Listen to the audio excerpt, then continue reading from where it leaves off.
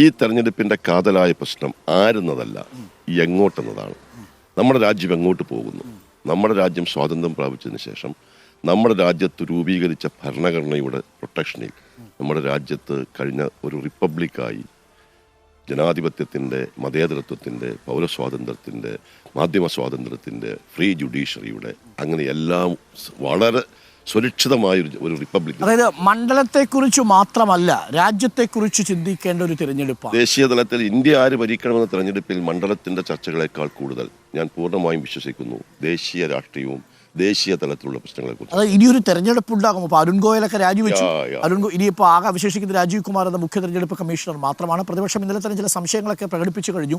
Election ഒമിഷനാണോ election കമ്മീഷനാണോ എന്നാണ് അങ്ങനെ താങ്കൾ ചോദിച്ചതുപോലെ ഇനി ഒരു ഇന്ത്യ ഉണ്ടാകുമോ? ഇനി ഒരു ഇന്ത്യയുടെ റിപ്പബ്ലിക് പദവി നിലനിർത്തി ഇന്ന് കാണുന്ന ഇന്ത്യ റിപ്പബ്ലിക് ഉണ്ടാകുമെന്ന ചോദ്യമാണ് ഈ തെരഞ്ഞെടുപ്പിലുള്ളത്.